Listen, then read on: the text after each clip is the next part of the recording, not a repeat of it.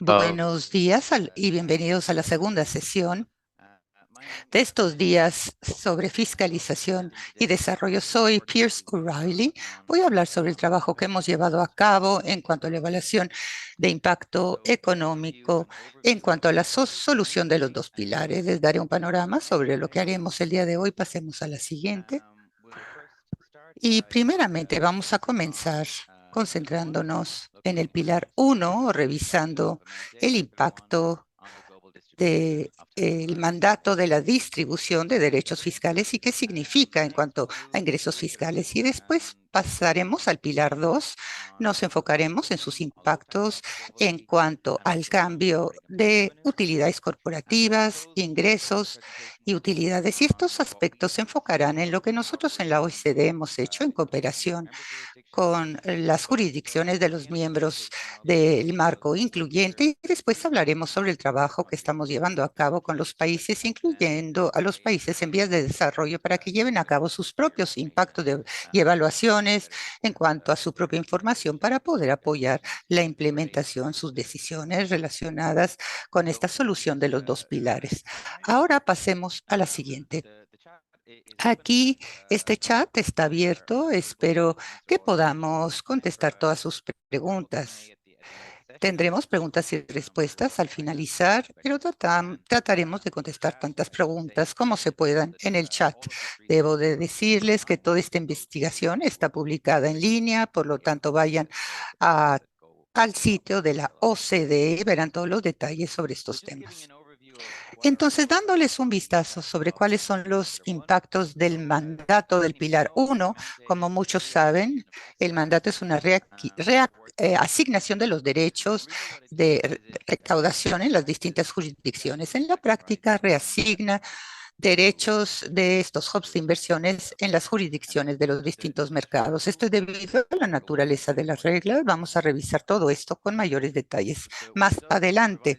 ¿Qué es lo que hace? Te da estos nuevos derechos con base en las utilidades en exceso de las multinacionales, pero lo que nosotros hemos visto que el 70% de todos los derechos de impuestos provienen de estas políticas. Y cuando hablamos de estos hubs de inversión, queremos decir jurisdicciones que tienen altos coeficientes de inversiones en comparación con el PIB, por lo tanto hay muchísimas inversiones en comparación con las dimensiones de sus economías y estos derechos son en jurisdicciones en vías de desarrollo, tienen utilidades de estas empresas, por lo tanto son estas jurisdicciones que están perdiendo derechos de impuestos y jurisdicciones de mercados y jurisdicciones en vías de desarrollo. Y nos damos cuenta que hay 200.000 millones de dólares estadounidenses dentro de este sistema, por lo tanto, esta es la cantidad de utilidades globales que va a ser gestionada por este sistema. Y un mandate que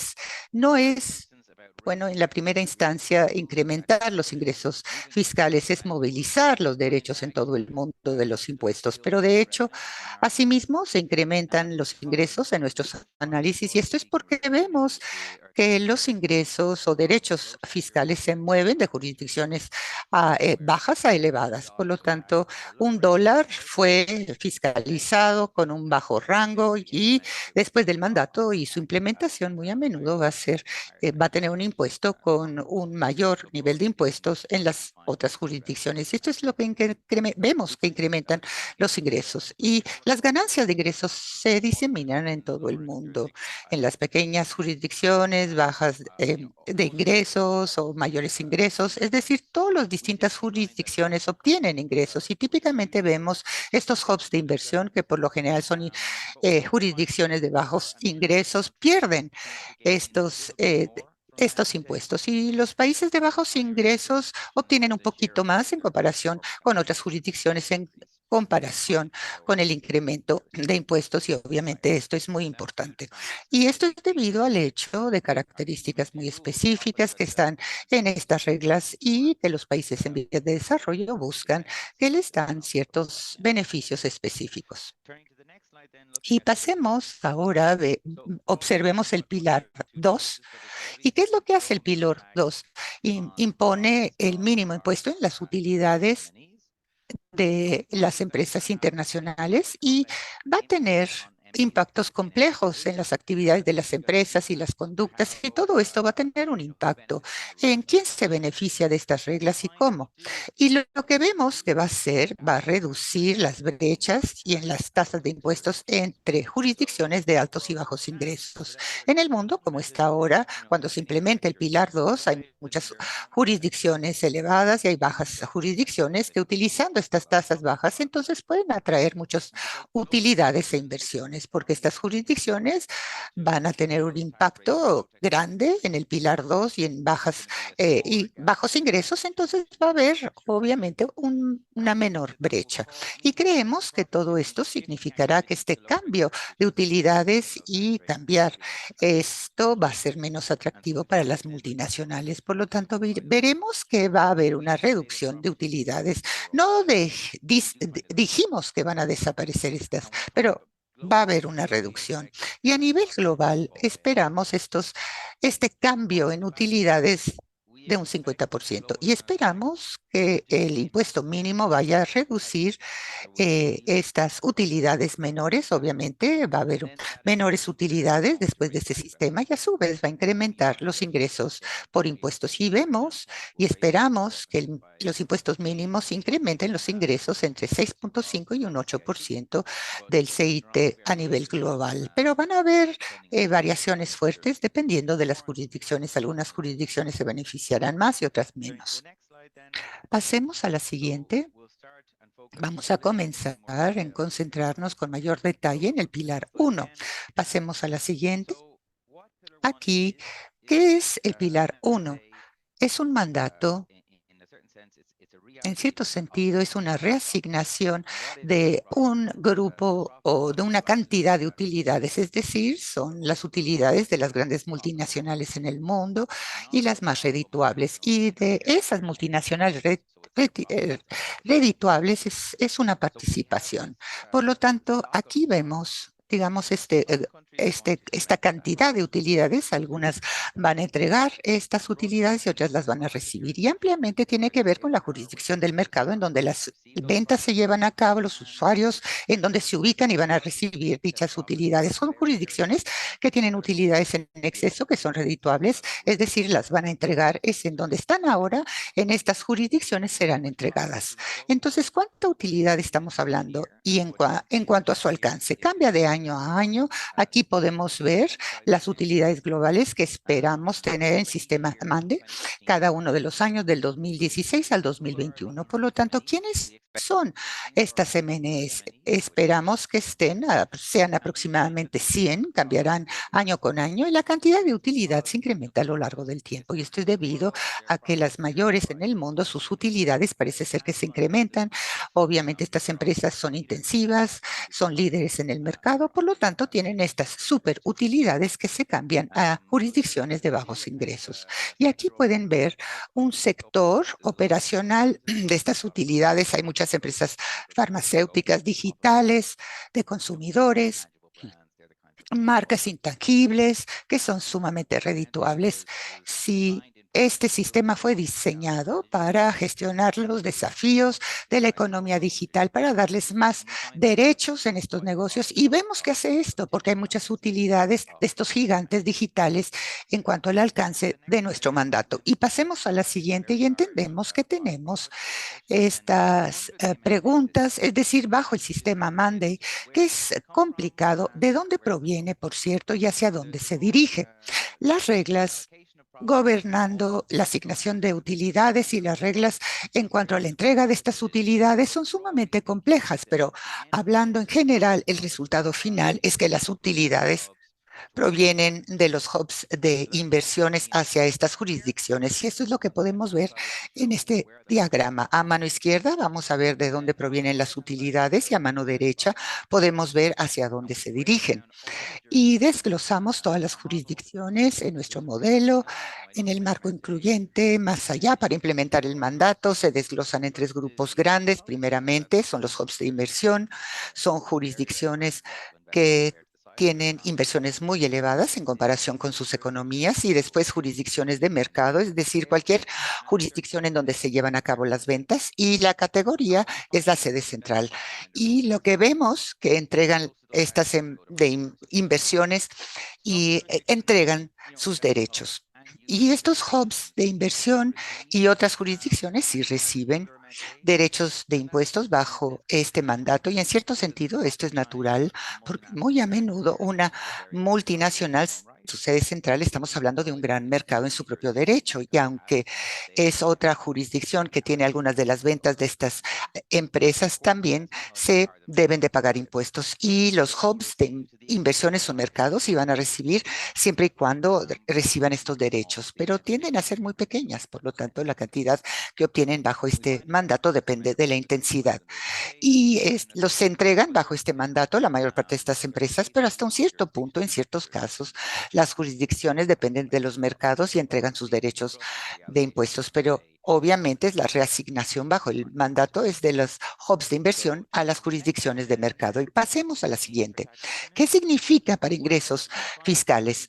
Vemos que básicamente Amanday incrementa ingresos fiscales en la mayor parte de las jurisdicciones, con la excepción de los hubs de inversión, como vimos en cuanto a la entrega de impuestos. Y aquí es lo que vemos en este gráfico. Aquí modelamos para cada año del 2017, 18, 19, dependiendo de los datos y la redituabilidad de la empresa central. Vemos estas ganancias como una participación de la CTC, de jurisdicciones bajas, medianas, y hacia estas distintas jurisdicciones. Y podemos ver que estas jurisdicciones menores obtienen derechos y ganancias y vemos que estos hubs de inversión pierden inversiones y obviamente esto tiene que ver con las cifras de ingresos. Para cada grupo de jurisdicción a mano izquierda estamos ganando, vemos que las ganancias se incrementan a lo largo del tiempo. Asimismo, típicamente encontramos que jurisdicciones bajas y elevadas tienden un poco más como participación de la asignación del sistema actual y estoy hablando más al respecto en breve. Y en cuanto a los hubs de inversión, los contribuidores netos al sistema tendemos a ver que pierden derechos fiscales y asimismo pierden ingresos fiscales. En la siguiente nos concentramos más en cuanto a los hubs de inversión. Aquí los quitamos, es el mismo gráfico. Removemos los hubs de inversiones, las jurisdicciones elevadas vemos que ganan y obviamente también las menores con este sistema. Es importante decirles que no son valores en dólares. Jurisdicciones bajas tienden a ser pequeñas económicamente en comparación con los países del G20, por lo tanto la asignación de dólares es bastante pequeño, pero después su asignación bajo el sistema actual, es decir, la base corporativa tiende a ser bastante pequeña. Por lo tanto, en términos porcentuales, ganan de manera desproporcionada intereses elevados. Pasemos a la siguiente. Esto nos lleva a la pregunta, ¿por qué jurisdicciones bajas y elevadas tienen una mayor ganancia del sistema que estamos mencionando? Y debe de ver con una serie de cuestiones técnicas y de características que están en el sistema que cambian el balance de las asignaciones hacia países de bajos y menores ingresos y los protegen a tener que entregar estos derechos. En ciertos aspectos, en cuanto a las reglas, hay disposiciones mínimas que significan que aunque tengas algunas utilidades que tendrás que entregar bajo el sistema actual y bajo las circunstancias normales, son pequeñas cantidades en cuanto a los valores en dólares que uno puede retener. Y de la misma manera hay reglas que te dicen que si solamente tienes un valor pequeño en dólar bajo el sistema significa que es demasiado pequeño para administrar, entonces a lo mejor no lo obtienes en el sistema con la excepción de que si es un país de bajos o medianos ingresos. Entonces, disposiciones específicas construidas en sistema y para muchos de estos sistemas y países en vías de desarrollo se ha argumentado arduamente a lo largo de los años, tienen un impacto positivo en países, en la asignación de los países en vías de desarrollo bajo este sistema. ¿Y qué hemos hecho? Hemos tratado de modelar estas disposiciones que los países han promovido y asegurado que son parte del acuerdo Amande y tratar de comparar cómo se vería ese sistema para países bajos y de ingresos medianos. Y básicamente encontramos que la recaudación de los distintos detalles básicamente duplican estos países y ganancias gracias a este sistema. Por lo tanto, estamos hablando de características que no son sumamente técnicas, no les daré muchísimos detalles, pero existen, son importantes, son concesiones que los países en vías de desarrollo han obtenido como parte de las negociaciones. Entonces, vamos a hablar de dos partes de trabajo que he realizado. Uno es el análisis de la ubicación de los impuestos y cómo se van acumulando a nivel global. Y una de las cosas que hemos estado hablando en los años recientes que nos hemos dado cuenta es la idea típica de la utilidad de impuestos baja en las direcciones que tienen mayor o menor tasa de fiscalización.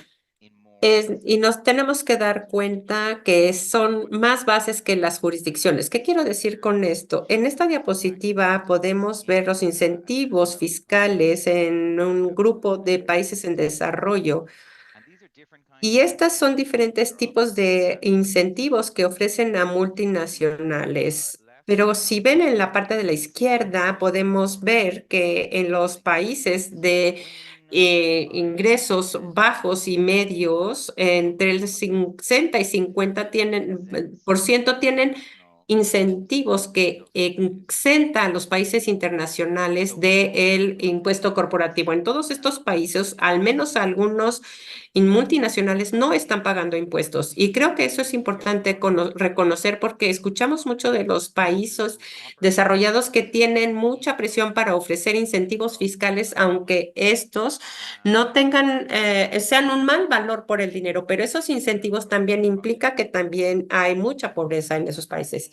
Y eso a su vez significa que la aplicación del impuesto mínimo va a afectar esos incentivos fiscales y también quiere decir que hay utilidad en los países desarrollados que pueden fiscalizar con un impuesto mínimo. Y lo que hemos hecho en muchos países y en muchos años es cuantificar esa utilidad fiscal. ¿Cuánto hay en los países en desarrollo? Sabemos que están los incentivos fiscales y entonces hemos invertido mucho tiempo saber cuánto es en realidad. En la siguiente diapositiva, lo que tratamos de hacer es tratar de ver más allá de la tasa promedio en una jurisdicción. Y en muchos países en desarrollo tienen tasas muy altas en los negocios, pero las combinan con incentivos que, aunque el promedio fiscal puede ser alto, las compañías están pagando muy poco. Entonces, hemos recolectado información de las jurisdicciones de la OCDE y del Fondo Mundial y vemos cuánto se les aplica a las multinacionales. Por ejemplo, desde los 70 tenemos datos de cuánto se aplica en Francia, cuántas empresas están pagando impuestos altos y cuántas están pagando impuestos bajos. Y estos datos nos permiten armar una imagen de la distribución de las tasas fiscales que pagan las multinacionales en una jurisdicción para saber que en cualquier jurisdicción hay empresas que están pagando una alta tasa y hay otras multinacionales que se benefician de los incentivos y pueden estar pagando impuestos muy bajos. Aquí tratamos de mostrar algunos de los resultados de este trabajo y realmente lo que muestra, esta es una gráfica que compara la tasa fiscal en una jurisdicción con la cantidad de impuestos sujeta a una tasa baja fiscal en esa jurisdicción. Entonces, si ustedes ven el acceso, el eje X, ven que hay un promedio fiscal muy bajo. Estas son las que quedan fuera de la gráfica. Tienen una baja utilidad. Los, los puntos que están arriba, a la izquierda, hay jurisdicciones donde hay una tasa fiscal cero y toda la utilidad en esa jurisdicción está sujeta a una tasa fiscal inferior al 15%. Pero lo que es interesante aquí es los puntos que están dentro del cuadrito azul. Todos estos puntos corresponden a un país. Cada país tiene una tasa fiscal promedia del 15%, pero cada uno de estos puntos también tiene alguna utilidad fiscal baja. Esto quiere decir que si estas tasas fiscales quizás no se benefician de la tasa mínima, pero cuando lo vemos más de cerca, hay alguna utilidad que está fiscalizada a una tasa muy baja. Y entonces, ¿quién se beneficia de de un impuesto mínimo? Y los países en desarrollo necesitan pensar qué significa este ingreso o este impuesto mínimo en cuanto a ingresos, sí, pero también en cuanto a qué tan efectivo es el incentivo fiscal una vez que se implemente el Amount A. En este caso estamos mostrando datos similares. En la izquierda tienen ustedes la participación de todas las utilidades en cada uno de los grupos de las jurisdicciones que están fiscalizadas a menos del 15%. Vemos que el 28% de estos países tienen el mínimo del 15% en medianos 24 a 18, en los de menor ingreso 28 y en los hubs de inversión 79%. Así que la mayor utilidad en los hubs de inversión viene de tasas de impuestos bajas, pero también hay utilidad que viene fuera de esta jurisdicción y esto importa cuando entremos al Pilar 2. A partir de esos datos, estos ejes a nivel global, tratamos de analizar el efecto del impuesto mínimo global. Hay mucho detalle en el paper y no voy a entrar en mucho detalle aquí, pero tratamos de obtener una imagen clara de la base fiscal.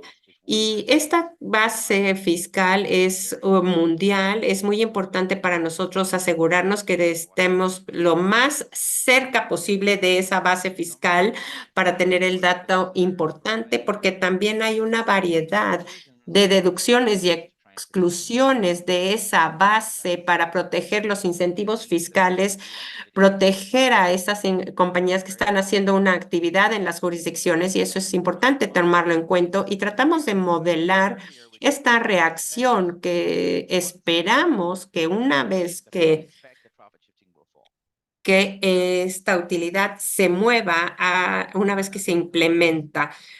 ¿Por qué? Porque creemos que si este cambio de utilidades hace unos años a una jurisdicción de baja fiscal con una tasa del 0%, ese movimiento de la utilidad solamente va a llegar al 15%. Y entonces creemos que esto puede decir que algunas multinacionales van a reducir su utilidad. No necesariamente va a desaparecer, pero sí va a reducir la intensidad de este movimiento de la utilidad. Y lo último que hicimos para tratar de entender es modelar los escenarios de implementación. En este momento tenemos 35 jurisdicciones que ya lo han implementado este año del impuesto mínimo. Y hay algunas que lo van a implementar el año próximo, pero la escala global todavía es incierta. Tratamos de modelar esto para ver, bueno, vamos a suponer que 70% de las jurisdicciones ya lo han implementado, 85%, y ver si ya los diferentes escenarios. Y esto quiere decir, y lo que nos muestra, y se los voy a mostrar en un momento, es que cuanto más países no lo implementen, funciona mejor para los que ya lo implementaron, pero las jurisdicciones que no implementan probablemente pueden perder, porque si hay una utilidad baja en mi jurisdicción y no lo hago, no aplico estos impuestos, alguien más lo va a hacer. Si no lo haces tú, te arriesgas a que alguien más aplique los impuestos en utilidad que de alguna otra manera podrían ser tuyos.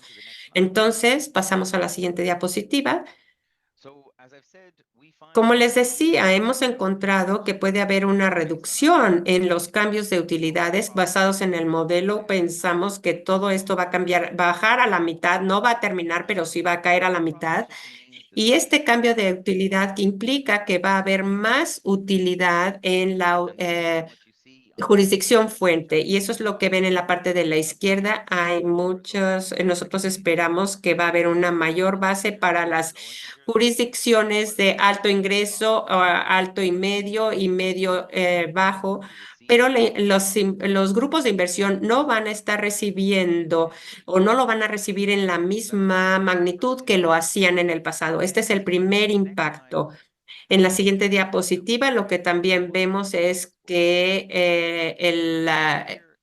las utilidades fiscales globales van a bajar. Las barras grises es la utilidad que está sujeta a una tasa menor al 15%. Como les decía, 28% en las jurisdicciones de altos ingresos, en medio, y cada barra gris de izquierda a derecha ven cómo son todas estas utilidades, y a nivel global está alrededor del 35% de utilidad que está sujeta a una tasa menor al 15%.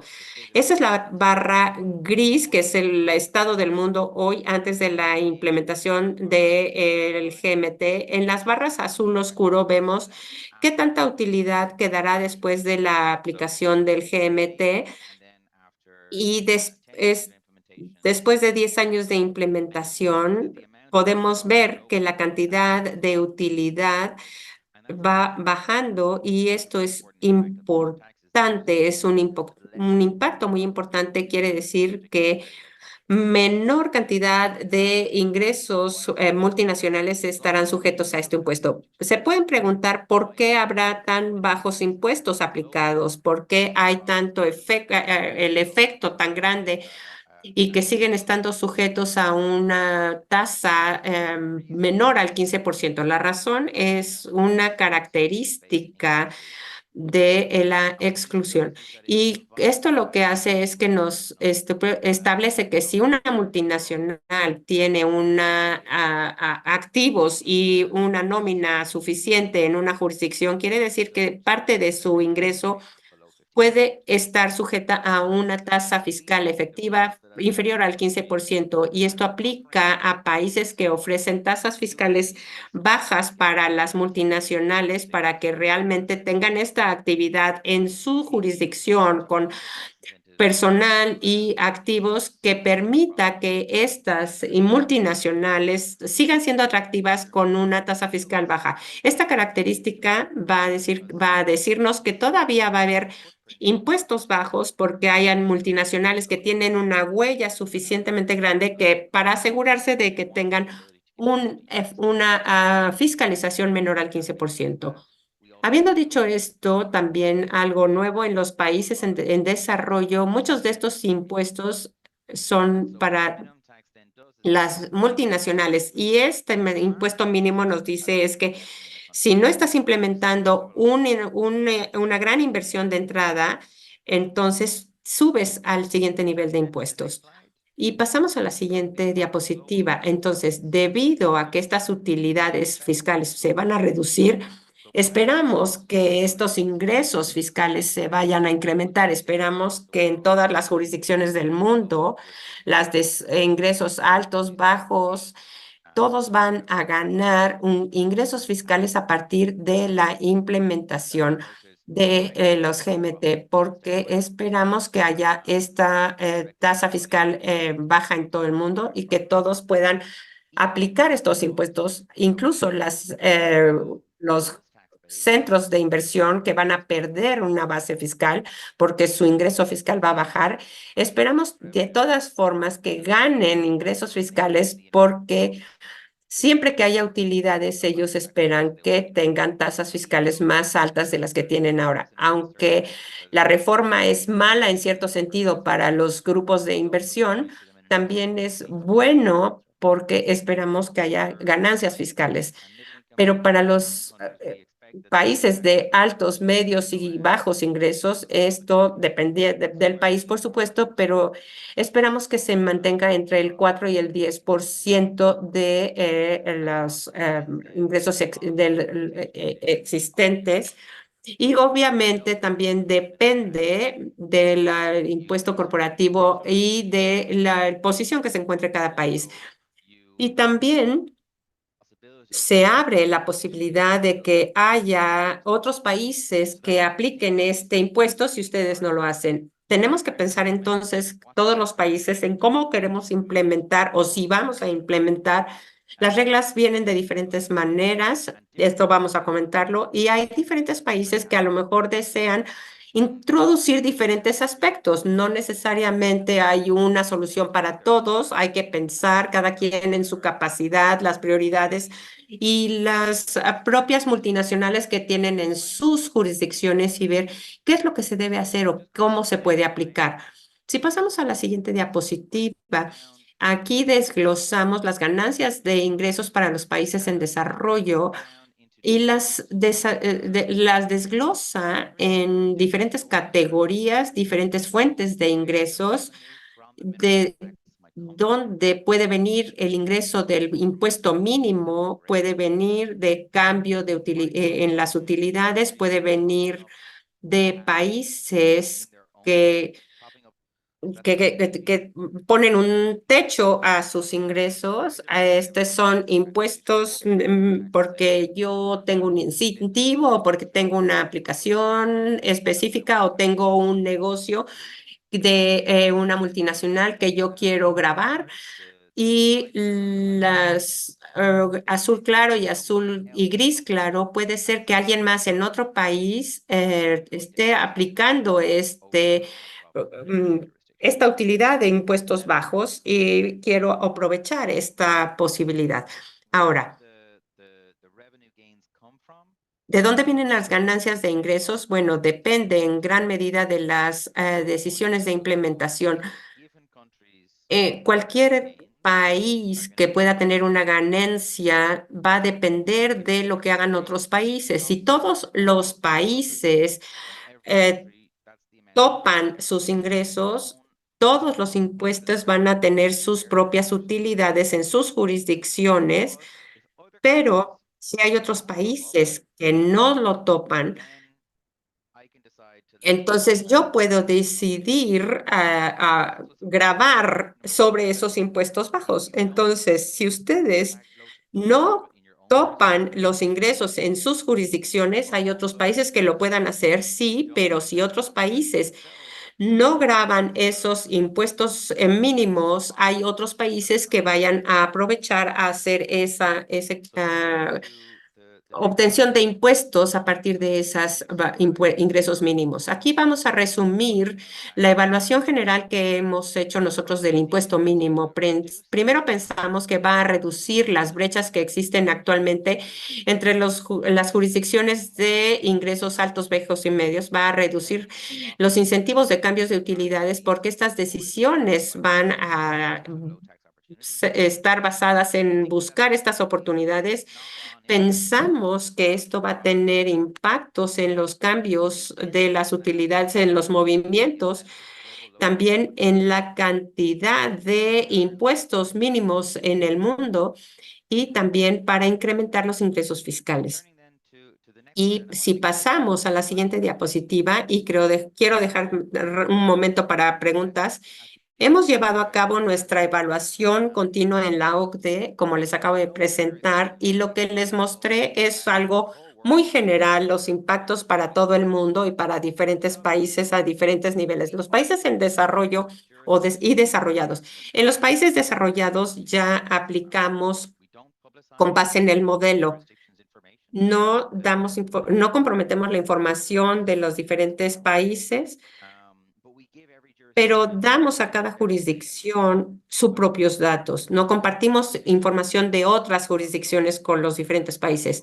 Si ustedes quieren conocer sus resultados, nada más díganme y yo les puedo ayudar a ver cuáles son las soluciones que pueden ser útiles para ustedes. Pero los países nos dicen también, así, muchas gracias por el trabajo que ya hiciste, por la evaluación, pero tu evaluación se basa en datos generales y yo quisiera tener mi propio análisis. Y si pasamos a la siguiente diapositiva, Esto ha sido un enfoque sumamente importante de nuestro trabajo y en especial sobre a los GMT. Todavía se está desarrollando. Es el impuesto mínimo global que se está negociando en muchos países, especialmente los países en desarrollo, como vimos en la sesión previa. Están pensando en este momento qué es lo que deben implementar, cómo, cuándo, por qué.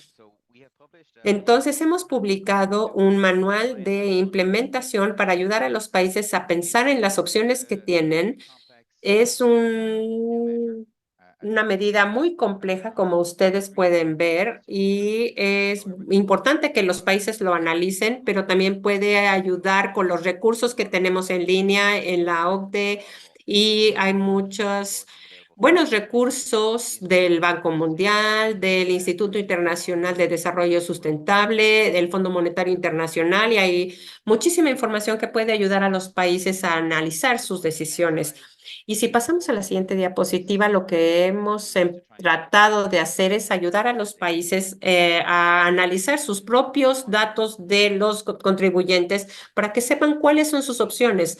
Y lo más importante que tratamos de hacer es decirles, implementar los QDMTT, que es el impuesto topado mínimo calificado que puede tener una jurisdicción y los países piensan que es el primer paso que quieren hacer para implementar el impuesto mínimo.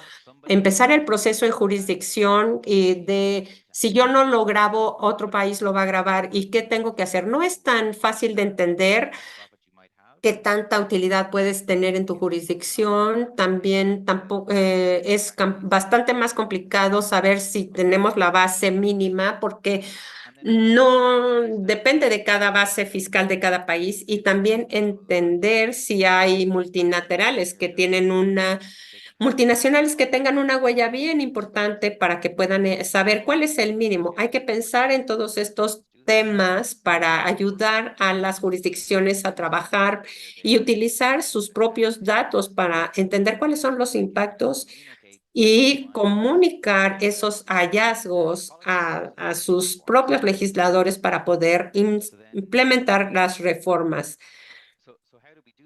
¿Y cómo lo hacemos? Bueno, pues como les decía, los impactos en los diferentes países dependen de qué implemente cada país, porque esto es muy complicado, se basa en las cuentas financieras en un mundo ideal.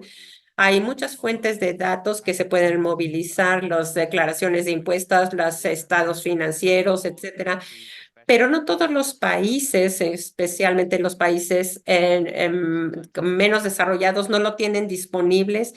Es muchas veces difícil entender cuáles son las declaraciones de impuestos. Hay muchos retos entonces que los países enfrentan para empezar a hacer este trabajo y nosotros junto con el Banco Mundial y otras organizaciones regionales ayudamos a hacer este trabajo. Hay mucho apoyo que está disponible, pero es un grupo de trabajo para ayudar a los países y jurisdicciones a tratar de implementar sus soluciones. También es importante, nosotros trabajamos con los funcionarios de Hacienda y de Administración Fiscal, pero muchas veces esos incentivos no los dan necesariamente las ministerios o las secretarías de Hacienda. Y queremos involucrar a todas las partes interesadas para que puedan obtener la imagen correcta en cuanto a cómo aplicar los diferentes incentivos fiscales. Gracias a todos los donadores que han dado el financiamiento para llevar a cabo este trabajo. Ha sido importante este trabajo para tratar de darle a todas las jurisdicciones del marco para revisar las propuestas económicas y pensar a fondo qué significa y que piensen por sí mismos cuáles son los cambios que desean.